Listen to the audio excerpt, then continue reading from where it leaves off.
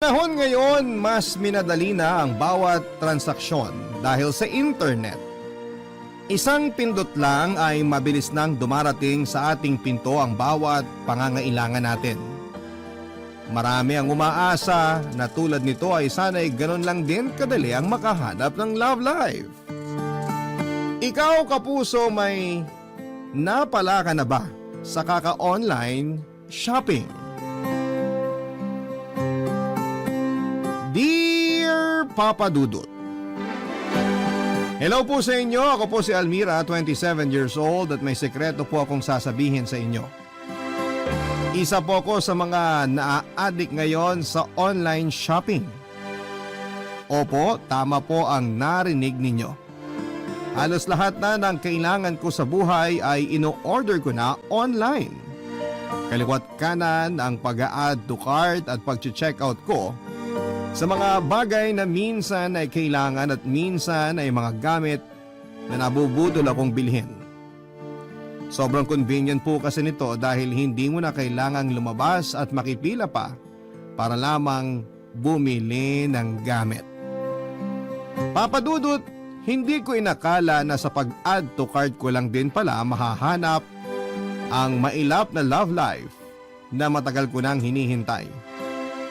Bago ko po simulan ang kwento ko sa inyo ay babahagi ko muna ang buhay ko. Mag-isa akong nakatira ngayon sa isang apartment sa Mandaluyong, Papadudut. 20 years old pa lamang ako noon ay bumukod na ako sa pamilya ko. Hindi kasi naging maganda ang tahanang kinalakhan ko, Papadudut. Isa po akong bastarda o sa madaling sabi anak po ako sa labas. 10 years old lamang ako noong makulong ang nanay ko matapos mag-amok dahil lulong sa droga. At dahil wala nang ibang mag-aalaga sa akin ay kinupkup ako ng tatay ko at dinala sa bubong kasama ang totoo nitong pamilya.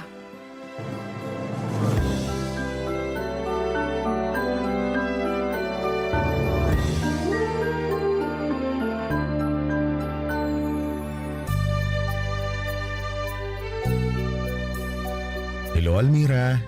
Hello po. Bakit hindi mo pa ginagalaw yung pagkain mo? Di ka ba nagugutom? Hinihintay ko po si Mama eh. Baka po umuwi na siya ngayon. Maghahati kami sa pagkain ko. Alam mo ba kung saan nagpunta ang mama mo? Kinuha po siya ng pulis kahapon eh. Inaway kasi niya yung kapitbahay namin. Sa tingin ko, matatagalan pa bago makauwi ang mama mo eh. Paano yan? Saan po ba yung presinto? Hahanapin ko na lang po siya para makauwi na siya. Hindi ganun kadali yun eh. Saka medyo malayong pinagdalan sa kanya. Makukulong po ba si Mama kasi inaway niya yung kapitbahay namin? May ginawa kasi si mama mo na hindi maganda. Kaya kailangan na doon na muna siya sa mga pulis tumira. Hindi bale, ipinagkatiwala ka naman niya sa akin. Kaya simula ngayon, ako na muna mag-aalaga sa'yo. Kaibigan ka po ba ni Mama? Kayo ba yung bagong boyfriend niya? Hindi niya ako boyfriend. Dati, oo. Pero ngayon, hindi na. Ako pala si Samuel. Kilala mo ba ako? Hindi po. Sino po ba kayo? Baka hindi pa nakukwento sa'yo ng mama mo. Ako ang papa mo, Almira. Talaga po? Paano po nangyari yun? Noon kasi, nung mga bata pa kami, ako yung boyfriend ng mama mo. Eh bakit ngayon iba na po yung boyfriend niya? Yung boyfriend niya po ngayon, lagi po akong pinapagalitan. Lagi po niya akong pinapalo. Kasi hindi nag-work yung relationship namin noon. May iba akong priority tapos si mama mo naman, may iba ng gusto kaya naghiwalay kaming dalawa. Eh paano ko po kayo naging tatay? Bago kami naghiwalay ng mama mo, buntis siya. At ikaw yung pinagbubuntis niya. Kung alam niyo palang buntis si Mama, bakit niyo po siya iniwan? Hindi ko naman gustong iwan kayo eh. Hindi na ako love ng mama mo noon. Kaya tinanggap ko na lang yun. Nung ipinanganak ka, ayaw niya ako ipakilala sa'yo hanggang sa nakahanap na ako na ibang babae na pinakasalan ko. May pamilya na po ba kayo? Meron na. May 3 kang kapatid. 2 babae at saka 1 lalaki. Sigurado ako matutuwa sila kapag nalaman nilang may isa pa silang kapatid. Ayoko pong sumama sa inyo. Antayin ko na lang po si Mama. Hindi pwede yun. Nagkausap na kami ng mama mo. Sabi niya, sa akin ka muna titira hanggang sa makabalik siya. Kailan po ba siya babalik? Yan ang hindi ko alam. Pero habang naghihintay ka sa pagbabalik niya, doon ka muna sa amin. Okay? Sige po. O sige na. Kainin mo na yung pagkain mo para makaalis na tayo. Malayo po ba yung bahay nyo? Medyo malayo, pero may sasakyan naman tayo. Sa sasakyan ko na lang po kakainin to. Pwede naman. Ano, alis na tayo? Excited na ako ipakilala ka sa mga kapatid mo.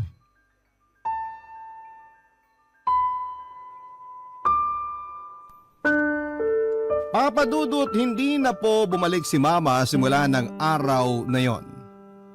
Doon na po ako tumira sa pamilya ni Papa kasama ang bago kong pamilya. Kumpara sa dati naming bahay na pinagtagpi-tagping plywood at yero ay maganda at maayos ang bahay nila Papa. Akala ko noon ay gaganda na ang buhay ko simula noong lumipat ako kina Papa, yun pala ay mas lalala pa ang naging buhay ko sa kanila. Sa katunayan ay parang kahawig nga ng buhay ni Cinderella ang naging buhay ko, Papa Dudut. Meron po akong dalawang evil stepsister at isang evil stepbrother na sinamahan pa ng isang evil stepmother. Sa kanilang lahat ay si Papa lang ang masaya sa pagiging parte ko ng pamilya nila. The rest ay itinuring na akong sampid na parang peste sa kanilang pamamahay. Tuwing nasa trabaho si Papa ay ginagawa akong katulong ng stepmom ko. Ako ang naglalaba ng mga damit nila, ako ang nagluluto ng pagkain nila at tagahugas at tagalinis ng buong bahay. At puro ako lamang yon, Papa Dudut. Okay lang naman sa akin dapat yon dahil nasanay na akong magbanat ng buto kahit bata pa lamang ako dahil wala rin namang kwenta ang mama ko noon. Ako na ang bumubuhay sa sarili ko kaya sanay na ako sa mabibigat na mga gawain. Ang hindi ko lang kinaya ay ang panlalait nila sa akin. Inaalila nila ako at itinuturing na mababa pa sa pinakababang uri ng insekto. Lahat ng yon ay sinolo ko na lamang habang tumatanda ako. Alam ko naman kasi kung saan ako lulugar, Papa Dudut. Anak lamang ako sa labas at wala akong karapatang magreklamo dahil nakikitira lamang ako sa kanila. Ayoko na sa aking magsimula ang gulo dahil mabait ang tatay ko at ayokong sirain ang pamilya niya. Kaya naman sa pagtanda ko ay sinanay ko na ang sarili ko sa pang-aalipusta sa akin ng step family ko, Papa Dudut.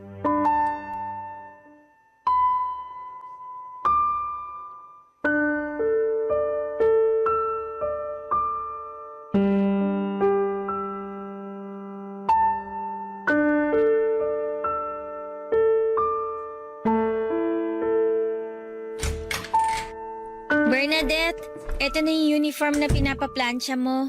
Ang tagal mo! Kanina ko pa yan hinihintay. Late na ako sa klase ko eh. Sorry ha, pinagsaing pa kasi ako ng mama mo eh. Ano? Hindi ka pa nakapagsaing? Huwag mong sabihin hindi ka pa nakapagluto ng breakfast. Meron na, nakapaghanda na ako. Kumakain na nga sila sa baba eh. Ikaw nagiging batugan ka na ah. Dapat automatic na yung pagpaplansya mo ng mga damit namin. Pagising namin, dapat may nakahanda ng pagkain. Hindi yung kailangan ka pa naming utusan. Tagal-tagal mo nung nakatira dito, hindi mo pa rin alam ang ginagawa mo. Araw-araw ko namang ginagawa yan. Ngayon lang na hindi ko nagawa kagad kasi tinanghali ako ng gising. Kasi naman, feeling anak ka na ngayon. Porke mabait sa'yo si Papa, nagbubuhay prinsesa ka na. Tandaan mo, anak ka lang sa labas. Kailangan mong pagtrabahuhan lahat ng pinapakain namin sa'yo. Alam ko naman yun. Simula nung unang tapa ko pa lang sa pamamahay na to, alam kong hindi na ako tanggap sa pamilyang to. Hindi mo ako gusto na nandito ako. Ikaw, ang mga kapatid mo, pati na yung mama mo. Alam ko lahat yun. Ramdam ko ang galit nyo sa akin. Hindi nyo na kailangan pang sabihin. Aba malamang! Anong inaasahan mo? Tanggapin ka namin with open arms? Sinong tanga naman na magkakagusto makasama sa iisang bubong ang kapatid nila sa labas? Bakit ba galit na galit kayo sa akin? Hindi ko naman ginusto maging anak sa labas ah. Hindi ko naman pinilit ang sarili ko na tumira dito. Si Papa yung kumupkup sa akin. Siya yung nagdesisyon na kunin at alagaan ako. Alam mo kung bakit galit na galit kami magkakapatid sa'yo? Kasi ikaw ang dahilan kung bakit hindi na katulad ng dati ang pagsasama nila Mama at Papa. Simula nung dumating ka rito, hindi na maganda ang relasyon nila. Lahat ng yun, kasalanan mo. Para kang anay na nagsusumiksik sa buhay namin at unti-unting sinisira ang pamilya namin. Huwag mong ipasa sa akin ang mga kakulangan ng nanay mo. Sa totoo lang, kung ako si Papa, mawawalan din ako ng gana sa nanay mo. Biruin mo, hindi na nga siya marunong magluto. Pati panty niya, ako pa naglalaba. Hindi na ako magtataka kung ba't ganyan ang kinalabasan ninyo. Wala ring kwenta. Anong sabi mo? Gusto mo ulitin ko? Wala kayong... Ikaw ang walang kwenta! Walang saysay ang buhay mo tulad ng nanay mong drug addict! Bawiin mong sinabi mo! Huwag mong madamay-damay ang mama ko dito! At bakit hindi? Totoo naman na addict ang nanay mo eh. Hindi ba na-extend pa ang bakasyon niya sa kulungan? Kasi pati doon nagpupuslit siya ng drugs? Wala kang karapatang husgahan ng mama ko dahil hindi mo siya kilala! Wala akong tayong kilalanin ng mga taong basura tulad niyong mag-ina. Sumusobra ka na ha! Huwag mong hintayin maubos ang pasensya ko sa'yo! Bakit? Anong gagawin mo? Lalaban ka? Wala kang laban sa akin! Anong wala? Kaya kitang ingudngud sa simento! Nagtitimpi lang ako! Sige, gawin mo! Ilabas mo ang totoo mong ugali, hampas lupa! Talagang ayaw mong tumigil ha?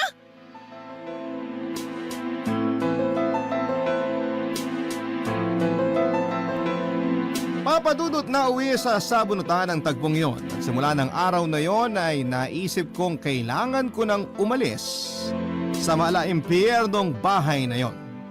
Alam kong matagal na nila akong gustong palayasin doon kaya lagi nila akong sinusubukan. Ang hindi nila alam ay mas mahaba pa sa Great Wall of China ang pasensya ko.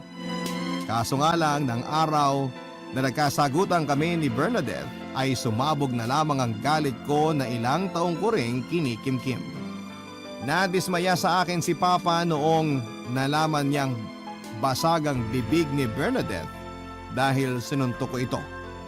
Pinagkaisahan ako noon, Papa Dudut, kaya ang ginawa ko simula ng araw na yon ay naghanap na ako ng trabaho at nag-ipon ako ng pera.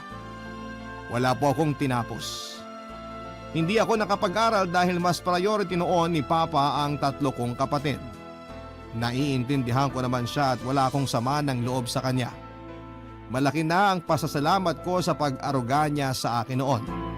Kahit gusto ko pa noong makasama si Papa, ay nagpaubaya na lamang ako. Nang makaipon ay umalis ako sa kanilang poder at nagpakalayo-layo na. Wala mang pinag-aralan na isinikap kong buhay ng sarili ko ng mag-isa. Kung saan-saan ako nag-work at tumira para lamang buhayin ang sarili ko. Mahirap ang simula ng pagiging independent ko, Papa Dudut, pero masaya ako. Nasa wakas ay nakalaya na ako mula sa pang-aabuso ng mga taong inakala ko noon ay magiging pamilya ko na. Barangay Love Stories. Barangay Love Stories. Papa Dudut, sa paglayo ko mula sa mga taong umaruga sa akin ay doon ko lang napagtanto na sobrang hirap palang mamuhay mag-isa.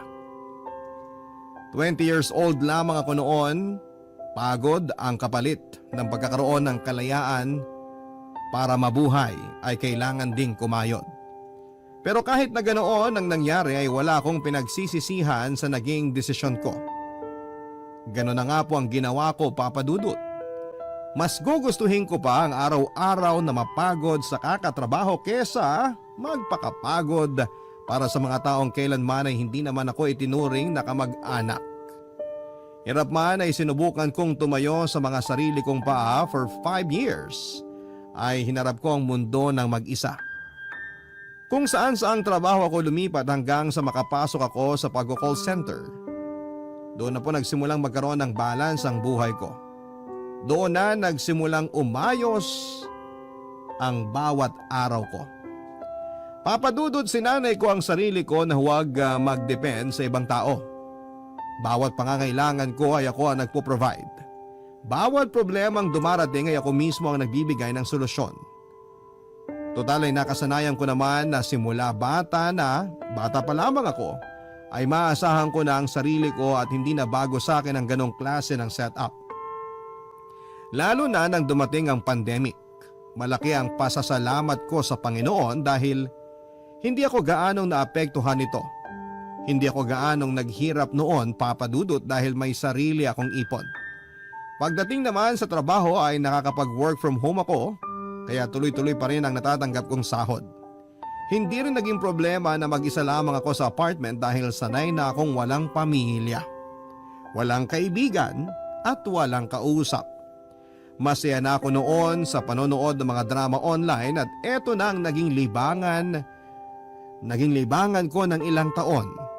Lalo na noong na-discover ko ang pag-online shopping.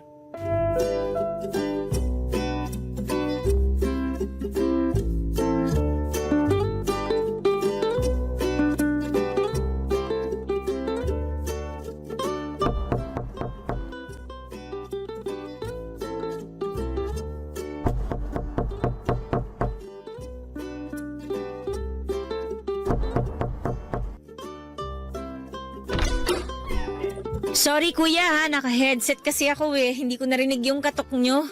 Okay lang ma'am. Ito po yung parcel nyo. Salamat. Next time, pwede nyong iwan na lang dun sa guard para hindi na kayo umakyat pa dito. Total, bayad na naman yung mga ino-order ko. Wala yun ma'am. Kung kasing ganda nyo rin lang naman ang aakyatin ko, walang problema kahit araw-araw pa. Lo, si kuya oh. Ma'am, pwede po bang makahingi ng pabor? Hihingi sana ako ng tubig. Kanina pa ako uhaw eh. Ah, sige, wait lang. Dito ka lang kukuha lang ako ng tubig sa loob.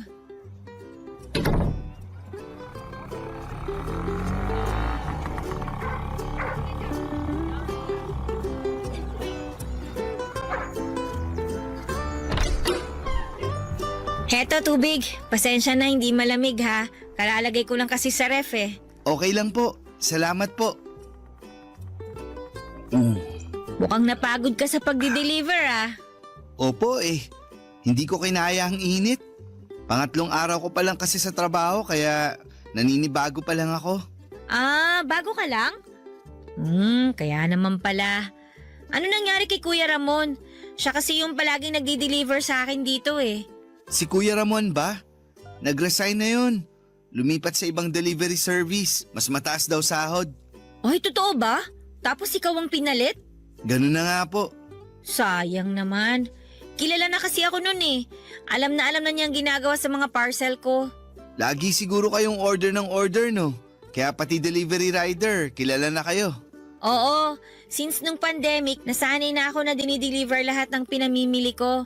Bawas hassle din kasi tsaka alam mo na, may virus pa kaya mas mabuti na yung maingat. Tama po kayo dyan. So, simula ngayon, ikaw na magdi-deliver sa mga parcel ko? Opo ma'am, dito sa area nyo ako nakatoka. Di ikaw na ang palagi kong makikita niyan. Kung madalas kayong umorder ng gamit online, malamang palagi nga tayong magkikita niyan. Mas mabuti siguro kung magpakilala na ako sa inyo.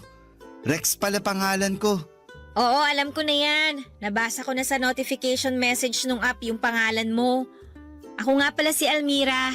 Almira, ganda ng pangalan nyo Sinunod yan sa pangalan ng lolo at lola ko. Alejandro tsaka Casimira. Kaya naging Almira. Galing naman. Ako, Rex lang.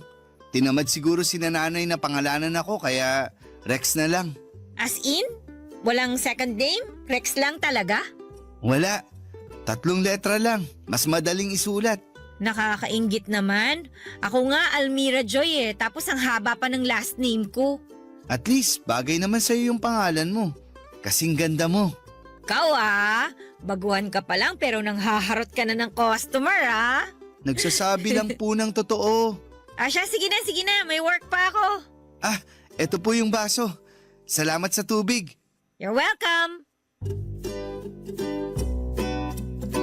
Magmula noon ay si Rex na po ang taga-deliver ng mga ino-order ko online. Sa halip na iwan sa guard ng mga parcel ko tulad ng utos ko ay mas pinipili pa rin ni Rex na dalhin ito mismo sa apartment ko. Hinayaan ko na lamang siya sa gusto niya, Papa Dudut, dahil mabait naman si Rex. Masiyahin siyang tao at palakwento at minsan nga ay lagi niyang hinuhuling ipadala ang parcel ko para bago siya mag-out sa trabaho ay nakakapagkwentuhan pa kami. Hindi ko ina-expect na sa pagtagal ng panahon ay mapapalapit ako kay Rex, Papa Dudut. Nabuo ang pagkakaibigan namin noong minsang mag-text siya sa akin. Kung tutuusin ay bawal daw sa trabaho na gamitin sa personal ang phone numbers ng mga customers. Pero nagpaalam naman sa akin si Rex. Isa pa hindi naman issue sa akin yon dahil may tiwala na ako sa kanya ng mga panahong yon. Sa mga sumunod na buwan ay mas lumalim pa ang ugnayan naming dalawa ni Rex. Noong lumuwag na ang restrictions sa bansa natin dahil sa banta ng COVID ay nagkikita kami hindi lang bilang customer at delivery rider kundi bilang magkaibigan.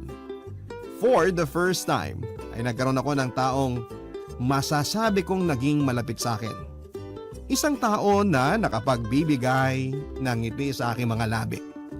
Isang tao na kaya kong respetuhin at tratuhin ng maayos. Hindi nga naglaon ay nagsimulang manligaw sa akin si Rex, Papa Dudut.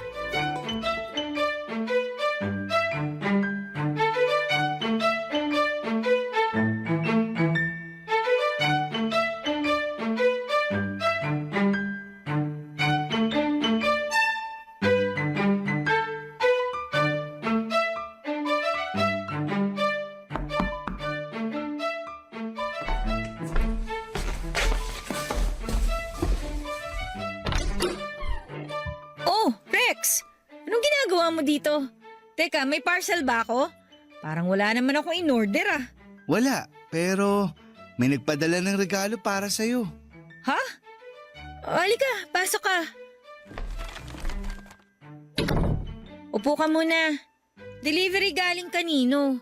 Ewan ko, baka galing sa admirer mo. Sino naman? Eto, check mo. Naka-paper bag pa talaga ah. Ano bang meron ngayon?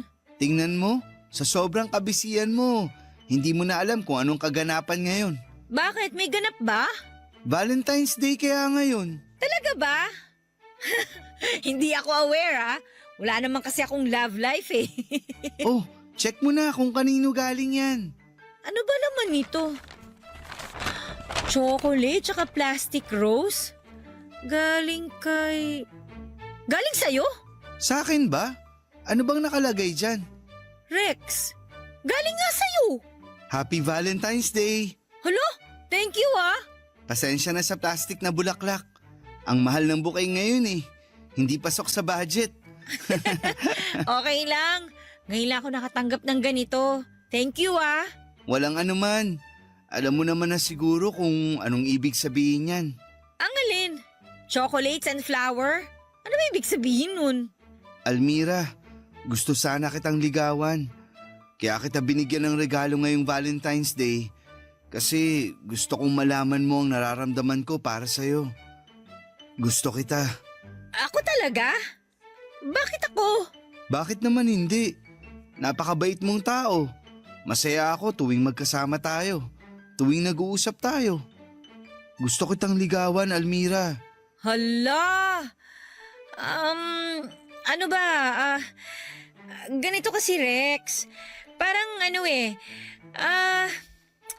parang hindi pa ako ready magkaroon ng boyfriend sa ngayon eh. Ipinapaalam ko lang naman sa'yo kung ano yung nararamdaman ko eh. At kung ano ang plano kong gawin. Kung hindi ka pa ready ngayon, kaya ko namang maghintay. Love is patient, sabi nga nila, di ba? Salamat. Hindi pa talaga ako sanay sa ganito eh. Lumaki ako na palaging mag-isa lang, yung walang kasama sa buhay. First time lang na magkaroon ako ng kaibigang katulad mo. Sobrang laking adjustment yun para sa akin, kaya yung relationship na gusto mo mangyari ngayon, baka hindi ko pa maibigay. Naiintindihan ko naman. Hindi kita minamadali. Basta ang hiling ko lang, hayaan mong ligawan kita. Kung ayaw mo, sabihin mo lang sa akin. Hindi naman sa ayaw ko. Gusto ko lang na kilalanin pa natin ng isa't isa ng mas malalim pa. Kung okay lang sa'yo. Okay na okay. At least hindi ako nabasted. Ibig sabihin, may chance pa ako. Ikaw talaga? Halika na nga, tikman na natin itong binili mong chocolate. Huwag kang masyadong mag-expect ha. Mumurahin lang yan. Chocolate is chocolate, no? Sandali lang ha, may soft drinks pa yata ako sa ref. Diyan ka lang, maghahanda ako na makakain natin. Sige, dito lang ako. Maghihintay. Almost a year na noon simula nang magkakilala kami ni Rex bago niya ako sinimulang ligawan. Kaya alam na alam ko na ang ugali niya, Papa Dudut. Ganon pa man ay hindi pa rin ako nagpadalos-dalos. Umabot pa noon ng ilang buwan ang panliligaw niya sa akin bago ko siya tuluyang sinagot.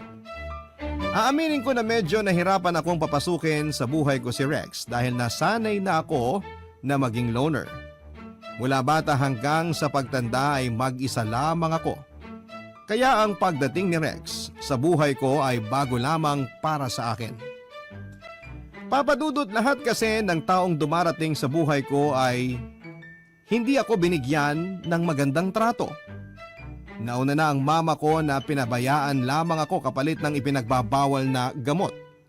Sumunod naman ang papa ko at ang pamilya niya na inalila naman ako mula pagkabata. Kaya nga mas ginusto ko na lamang maging mapag-isa para wala ng problema. Kaso nga lang nagbago ang tingin ko sa mundo sa pagdating ni Rex. Dahil sa kanya ay unti-unti kong binuksan ang buhay ko sa ibang tao. Pinapasok ko siya sa puso ko dahil sa mga taong pinagsamahan namin. Napatunayan kong totoo at tunay ang pagmamahal niya sa akin, Papa Dudut. Handa na ako noon na sagutin si Rex, Papa Dudut. Para sa akin ay sapat na ang mga ipinakita niya para masabi kong legit ang intention niya para sa akin. Pero yun nga lang, Papa Dudut, sa araw kung kailan ay sasagutin ko na sana si Rex, ay saka ko naman na lamang si Rex pala ay may lihim sa akin, na siya pala ay may sarili ng pamilya. Barangay Love Stories. Barangay Love Stories. Papadudot ng araw na yon ay may nakaschedule kaming dinner date ni Rex. Doon ko sana siya planong sagutin, kaso nga lang ay isang bagay ang nalaman ko tungkol sa kanya bago pa man ito mangyari. Umaga ng araw na yon ay pinatawag ako sa opisina. Bago pumunta ay naisipan kong daanan na lamang sa warehouse ng courier ang parcel na ilang araw ko nang hinihintay. Total ay malapit lamang ito sa office namin. Pagkarating ko doon ay naabutan ko si Rex na may kausap na babae. Nung una ay natuwa pa nga akong makita siya. Saktong lalapitan ko na sana silang dalawa nang bigla na lamang yakapin ni Rex ang babae. Nagulat ako sa mga nakita ko, Papa Dudut, dahil never kong inimagine na may ibang babaeng niyayakap ang taong mahal ko. Natigilan ako habang pinagmamasdan ng dalawa. Saka ko na lamang din napansin na may dalawa palang bata sa tabi niya. Kung tama ang tansya ko ay nasa edad 10 pababa ang mga bata. Pagkatapos yakapin ang babae bago umalis ang babae ay nag-abot pa sa kanya si Rex ng pera. Papadudot, may asawa at pamilya na si Rex. Ito ang naging pagkakaintindi ko sa mga nakita ko. Kung ano-ano na mga pumasok sa isipan ko noon, walang nabanggit sa akin si Rex na may pamilya na pala siya. Kung sa bagay, hindi naman talaga yon sasabihin ng isang taong manloloko. Nakakainis dahil tama nga ang sinabi ko na lahat ng taong minahal ko ay sasaktan lamang ako sa bandang huli. Hindi ko naman naisip na meron na palang pamilya si Rex dahil maging sa Facebook niya ay never naman siyang nag-post ng tungkol sa pagkakaroon niya ng pamilya. Hindi na ako nagpakita kay Rex ng araw na yon at sa halip ay dumiretso na ako sa loob ng warehouse para kunin ang parcel ko. Pero kahit anong iwas ang ginawa ko ay nakita pa rin ako ni Rex, Papa Dudut.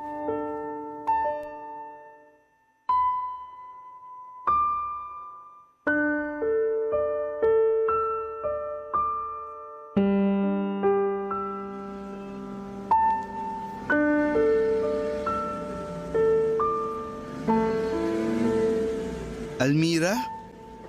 Almira! O Rex, nandito ka pala. Wala ka bang delivery? Sinusort pa nila yung mga i-deliver ko. Anong ginagawa mo rito? Binibisita mo ba ako? Hindi. Kukunin ko lang yung parcel na ilang araw nang hindi na di-deliver. Ganun ba? Huwag kang mag-alala. Ako na maghahanap. Dadaling ko na lang mamayang gabi sa date natin. Wag na, hinahanap na nila yung parcel ko. Okay. Ba't pala bis na bis ka? Papasok ka ba sa opisina nyo? Ang dami mo naman tanong. Wala ka bang trabaho? Mamaya pagalitan tayo dito kapag nakita ka ng boss mo nakikipagchismisan sa akin. Mababait mga tao rito, kaya ayos lang. Walang magagalit. Kaya naman pala pati babae mo dinadala mo rito no? Ha? Ano ulit yun? Wala. Sabi ko magtrabaho ka na dyan. Ayoko makaabala. Ang sungit naman. Hindi yata maganda gising mo ngayon ah. Hindi ka nag-breakfast no, kaya ka ganyan. Ay, alam mo kung bakit ako ganito? Kasi may nakita ako. Anong nakita mo? Sino yung babaeng kayakap mo kanina? Nakita mo yun? Sino yun? Asawa mo? Girlfriend? Nililigawan mo rin ba katulad ko? Okay, relax lang. Huwag mong pairalin ang galit mo. Mag-i-explain ako. Ay, yung nakita mo kanina, si Laura yon. Ex-girlfriend ko siya. Sinasabi ko na nga ba eh. Teka, hintayin mo muna ako matapos. Kung totoo ngang ex mo yon, bakit nakikipagkita ka pa sa kanya hanggang ngayon, ha? Heto na nga, mag-i-explain na nga eh. Pakinggan mo muna kasi ko. Ganito kasi yun. Si Laura, ex ko nga, di ba? Naka-live-in ko siya dati. O tapos? Tapos, nagkaroon kami ng 2 anak. Kaso, hindi rin nagtagal yung pagsasama namin, kaya naghiwalay din kami. Bakit kayo naghiwalay? Hindi na niya ako gusto. Nakahanap siya ng ibang lalaki. Naghiwalay kayo ng ganun-ganun lang? Ano pa nga bang magagawa ko kung ayaw na sa akin ng tao? Alam nga namang ipaglaban ko pa pinagtutulakan na nga ako. Hindi ko naman sinasabing ipaglaban mo yung relasyon nyo ng babae. Yung mga anak mo, iniwan mo na lang basta? Hindi ko naman kayang buhayin yung mga bata, lalo na't musmus pa sila. Dumidede pa nga sila nun. Hindi naman pwedeng ilayo ko sila sa nanay nila. Kung hiwalay na pala kayo, bakit nandito siya ngayon? Bakit nagkikita pa rin kayo? Ano, nagkabalikan na kayo? Teka lang, hinay-hinay naman. Sobrang advance mo naman mag-isip. Walang nagkabalikan, okay? Nagpunta rito si Laura kasama mga anak ko kasi nag-request ako sa kanila. Nag-request ng ano? Lilipat na kasi sila sa probinsya at kanina ko lang din nalaman kaya tinawagan ko si Laura na kung pwedeng kitain ko muna yung mga bata bago sila umalis. Eh ano yung perang inabot mo sa kanila? Sustento yun. Buwan-buwan ako nag-aabot ng pera sa mga bata. Totoo ba yan?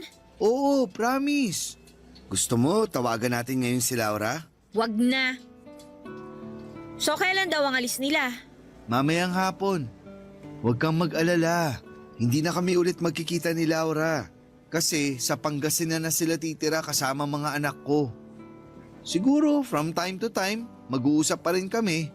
Pero tungkol lang yun sa mga sustentong ipapadala ko. Sorry, nakapag-isip kagad ako na masama dahil sa nakita ko. Okay lang yun. At least nalaman ko na magsaselos ka pala kapag nakita mo ako may ibang babae. Sira ulo ka, malamang no. Bahala ka na nga dyan, alis na ako. E paano yung parcel mo? Dali mo na lang mamaya. Papadudot aaminin ko na nasaktan ako noong nakita ko si Rex na may ibang kasamang babae. Ganon pala ang feeling kapag ang taong mahal mo ay may ibang kayakap. Doon ko lang napatunayan na totoo nga talaga ang nararamdaman ko para kay Rex. Sobrang laki na ng parte nito sa buhay ko kaya hindi ko na siya pwedeng pakawalan. Nang araw na yon ay tinuloy namin ang date naming dalawa. Doon ay humingi siya ng tawa dahil hindi niya kaagad nasabi na may mga anak na pala siya. Hindi niya kasi alam kung papaano niya ito sasabihin sa akin at inintindi ko na lamang siya, Papa Dudut. Kahit nagkaroon kami ng kaunting misunderstanding, ay sinagot ko pa rin siya ng gabing yon. Patungkol naman sa ex ni Rex na si Laura ay napag-usapan na namin ito ng maayos. Wala na talaga silang ugnayang dalawa pa maliban sa mga updates at sustento patungkol sa kanilang anak. Hindi ko naman na ito ginawa ng issue pa, Papa Dudut, dahil malaki ang tiwala ko kay Rex. Isa pa, sa halip na si Rex ay ako na mismo ang kinokontak ni Laura kapag nagbibigay siya ng balita sa mga anak nila. Tiwala ang namagitan sa aming magkasintahan kung kaya ay umabot kami ng 3 taon. Last year lang ay tumira na kami ni Rex sa isang bubong, Papa Dudut. Sa pagsasama namin sa isang bahay ay mas nakilala pa namin ang isa't isa. At doon nga ay mas tumibay pa ang pagsasama naming dalawa.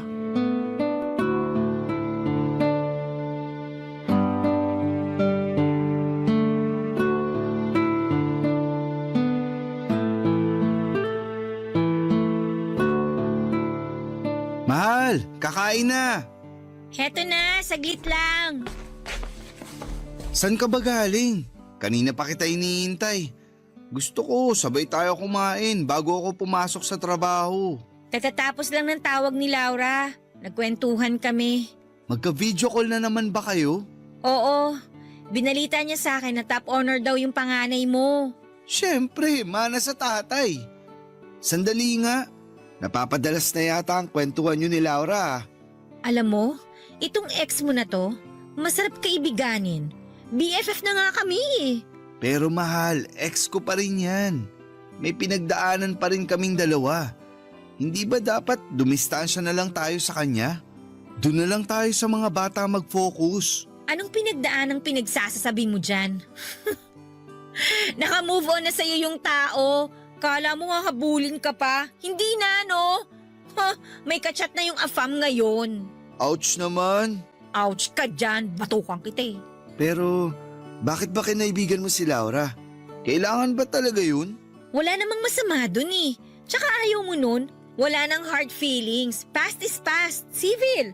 Tsaka maayos na yung relationship niyo ni Laura, kaya hindi malalayo sa'yo yung mga bata. Sabi nga niya, pwede natin silang dalawin sa probinsya kapag nagkaroon tayo ng time eh. Talaga ba? Mukhang nakuha mo na talaga ang loob ni Laura. Aba syempre, Mabuting nga yan. Salamat, mahal. wala yun. Naranasan ko na kasi yung feeling ng walang kasamang tatay nung bata pa ako. Tapos nung nakasama ko naman yung papa ko, hindi naman maganda yung trato sa akin ng pamilya niya. Ang pangit ng experience ko na yun at ayokong mangyari yun sa mga anak mo. Kaya ginagawan ko ng paraan na magkaroon sila ng magandang relationship sa inyong mga magulang nila. Tsaka syempre sa akin na rin na matatawag na rin nilang stepmother, di ba? Stepmother? Oo! Si Laura mismo nagsabi sa akin yan. Na-open ko kasi sa kanya yung tungkol sa co-parenting. Willing naman daw siya doon. Tsaka isa pa, kung ako lang din daw naman yung mag-aalaga sa mga bata kapag nasa poder mo sila, mas mapapanatag siya. Pwede raw akong tumayo bilang second mom nila. Akalain mo yun? Ganun na kalalim ang pagkakaibigan yung dalawa? Kapag open-minded kasi ang isang tao, hindi imposibleng mangyari yun. Kung titingnan mo nga naman, ako na girlfriend mo at ang ex mo magkaibigan, parang hirap paniwalaan no? Pero kung pareho namang totoo at tama yung ugnayan ninyo, hindi malabo mangyari yun. Tutal, napag-usapan na natin ang tungkol sa pagiging magulang. Anong plano mo? Ayaw mo pa bang maging nanay ng magiging anak natin? Hoy, nagmamadali! Enjoyin muna natin yung current life natin. Bata pa naman tayo eh. May time pa tayo para gawin yung mga gusto nating gawin. May oras pa tayo para abutin yung mga pangarap na gusto nating abutin. Para nang sa ganun, kapag feeling na natin na accomplish na tayo, tsaka na tayo mag-settle down. Okay, desisyon mo yan. Ikaw ang masusunod. Pero kapag nagkaanak tayo, anong gusto mo? Babae o lalaki? Ano nga ba? Parang mas gusto ko ng babae. Mas madaling alagaan, madaling turuan, tahimik tsaka hindi magulo. Ikaw, anong tingin mo? Ako, gusto ko naman ng lalaki. May 2 babae na ako eh. Kahit ano, pwede sa akin. Masaya na ako kung ano man or ilan man ang magiging anak natin. Pero sa ngayon, huwag mo na yan ang isipin mo. Masyado kang advance eh. Ang problemahin natin, itong ulam natin na malamig na. Sandali nga, initin ko muna. Ikaw kasi, dami mong kwento eh. Eto na, iinitin na po. Papadudot kong noon ay nasanay akong mag-isa lamang, ngayon ay may kasama na ako sa buhay, walang iba kundi si Rex. Maliban sa kanya ay nagkaroon din ako ng mapagkakatiwalaang kaibigan sa katauhan ni Laura. na hindi ko inaasahang mapapalapit sa akin. Masaya po ako na may kasanggana ako sa buhay, meron na akong makakapitan at may tao nang nagpapasaya at nag-aalaga sa akin. Hanggang ngayon ay patuloy pa rin sa pagiging delivery rider si Rex sa mas lumalaki pang industriya ng online shopping. Samantala patuloy naman po ako sa pagbawi ng mga bagay na hindi ko naranasan noong bata pa lamang ako. Wala pa sa isip namin ni Rex ang magpakasal at bumuo ng pamilya. Gusto ko kasing enjoy na muna ang pagiging malaya ko mula sa karahasan at kahirapan. Samantala nagpatuloy ang co-parenting nila Laura at Rex sa kanilang anak. Kapag may time ay nagpabakasyon kami sa probinsya nila. Minsan naman ay sina Laura ang dumadalaw para iwan sa amin ang mga bata kapag wala silang pasok. Papa Dudut, eto na po. Dito ko na po tinatapos ang sulat ko. Nagsimula man sa hirap ang buhay ko. Umayos naman po ito kalaunan sa pamamagitan ng pagpupursige. Hangad ko'y marami kayong natutunan sa naging kwento ng buhay ko at sana ay maging motivation din po ito sa bawat tagapakinig. Maraming salamat po sa inyo, Papa Dudut, at magandang tanghali. Ang inyong forever kapuso at kabarangay, Almira. Nagustuhan ng iyong napakinggan? Ituloy yan via live stream sa www.gmanetwork.com/radio. Barangay LS 97.1